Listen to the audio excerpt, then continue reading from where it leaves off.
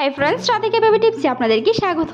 গর্ভাবস্থায় পেট শক্ত হওয়ার মূল কারণটি হচ্ছে জরায়ুর পেশিগুলো সংকুচিত হওয়া, যেটির মাধ্যমে অনেক সময় জরায়ুর মুখ কিংবা জরায়ু বড় হওয়ার কারণে সিগারেটমেন্ট, টান পড়া, কোষ্ঠকাঠিন্য এবং পেটের চাপ সৃষ্টি হওয়ার পেট শক্ত হওয়ার কিছু কারণ রয়েছে।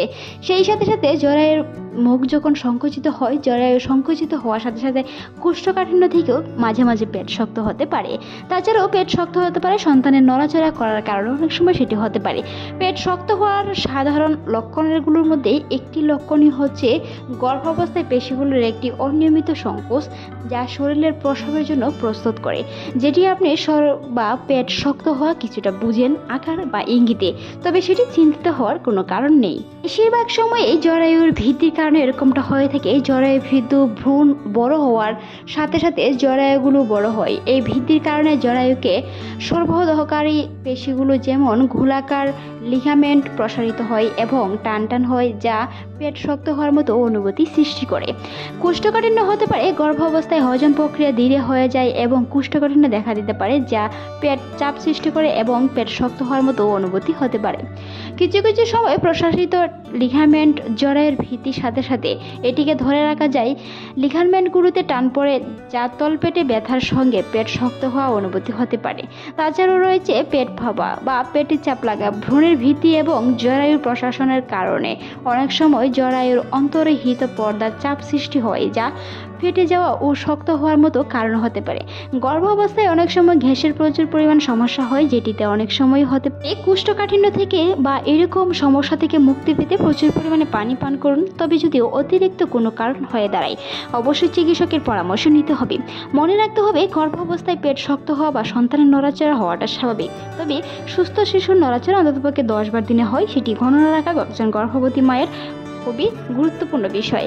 মনে রাখতে হবে, সন্তানের সুস্থতার জন্য সন্তানের গণনা কিংবা নড়াচড়া অবশ্যই খেয়াল রাখতে হবে।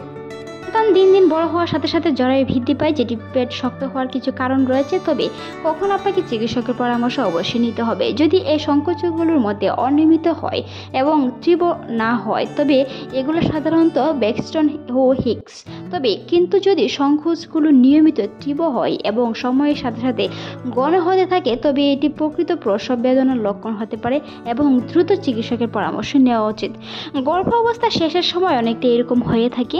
পেটের যে কোনো একটি উপরিভাগ শক্ত হয়ে বা নিচ দিকে শক্ত হয়ে যেতে পারে, তবে সেটি মাঝে মাঝে কিছু সময় গর্ভাবস্থায় প্রায় একদম শেষের দিকে প্রসবের তারিখ বা প্রসবের সময়ের আগ মুহূর্তে এরকমটা হতে পারে।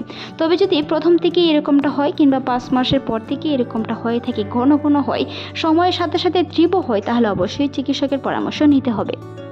অবস্থায় কোষ্ঠকাঠিন্য একটি কমন সমস্যা, তাই কোষ্ঠকাঠিন্য থেকে রক্ষা পেতে নরম ও তরল জাতীয় খাবার খাওয়ার চেষ্টা করুন। পানি জাতীয় খাবার খাওয়ার চেষ্টা করুন। শুকনো খাবার এড়িয়ে চলার চেষ্টা করুন, যেটি আপনার কোষ্ঠকাঠিন্য থেকে অনেকটাই রক্ষা করবে।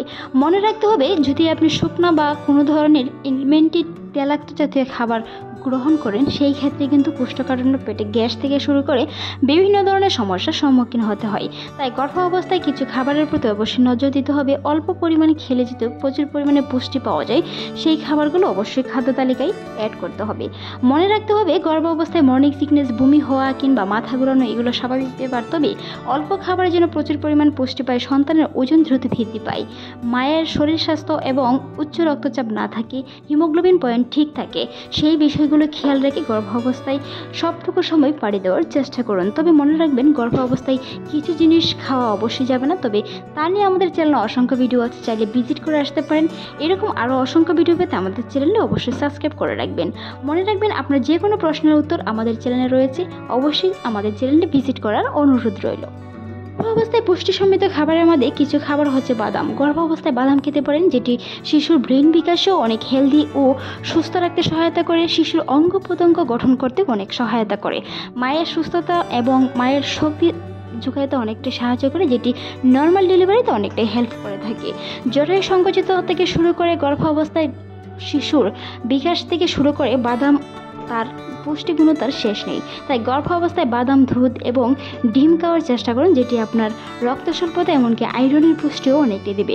গর্ভাবস্থায় প্রচুর পরিমাণে আয়রন নিশ্চিত করতে অবশ্যই সবুজ শাকসবজি খাওয়ার চেষ্টা করুন, কচু শাক খাওয়ার চেষ্টা করুন, বিভিন্ন ধরনের ফলমূল খাওয়ার চেষ্টা করুন। রক্ত বা হিমোগ্লোবিন পয়েন্ট ঠিক রাখতে সবুজ শাকসবজি খাওয়ার চেষ্টা করুন, মৌসুমি ফল ও টাটকা শাকসবজি খাওয়ার চেষ্টা করুন, যেটি আপনার আয়রন স্বল্পতা দূর করতে অনেক সাহায্য করে। ভালো থাকুন, সুস্থ থাকুন। আজকের এই ভিডিওটি এই পর্যন্তই। ভালো লাগলে সাবস্ক্রাইব করবেন, সেই সাথে আপনার মূল্যবান মতামত অবশ্যই জানান।